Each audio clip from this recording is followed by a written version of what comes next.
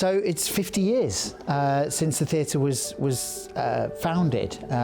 The founding director, Philip Tilston, he was the first lecturer in drama at the university and started teaching in 1967. And found an old gymnasium that had been abandoned, and in sort of between 67 and 76 he converted that gymnasium from a room to teach drama into a full theatre where students and others could teach drama, but also could perform and could learn their craft as theatre professionals. And then ever since, there has been a theatre on this site in this room, which used to be a school gymnasium.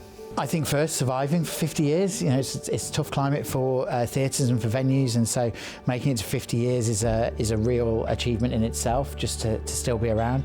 But I think over those 50 years, the sheer number of performers and professionals who've made their way through this space, either learning their craft, learning their trade, making new work, trying things, experimenting, taking risks, and all of the companies that we've been able to support coming through with touring work, which still goes on today.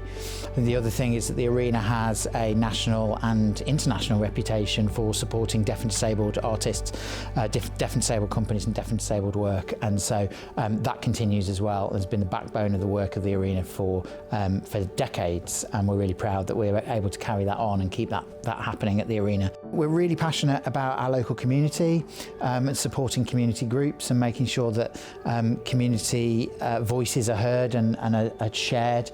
We're really passionate about the programme that we have here at the Arena, bringing quality small-scale theatre into the region. There are very few theatres now of our size. 150 seats is hard to find, so the work that tours here, often the next place you can see it is 60 to 100 miles away from here. So we're bringing work into the region that you just can't see anywhere else locally, and we're really passionate about continuing that and finding the next generation, which has always been at the heart of what we do. It's about training up the next generation of artists, giving them opportunities and then watching them succeed. And that's the great thing about the programme, is if you look at any programme, any season that we put on at the Arena, you've got companies that have been around for 20, 30, 40 years touring work.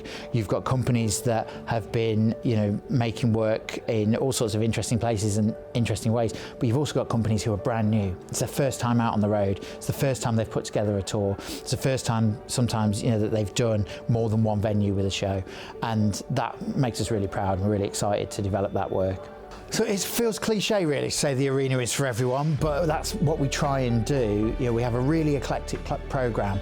You're not going to come to the Arena and see shows whose title you recognise. You're not going to see people who you've seen on the telly performing here.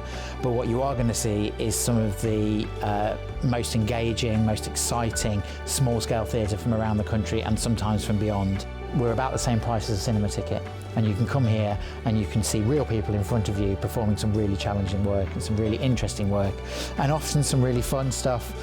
We try and make sure in every season that we have some drama, we have some comedy, we have some dance, some music, some spoken word. We try and make sure we balance that out, and work that's representative of the audiences of Wolverhampton as well.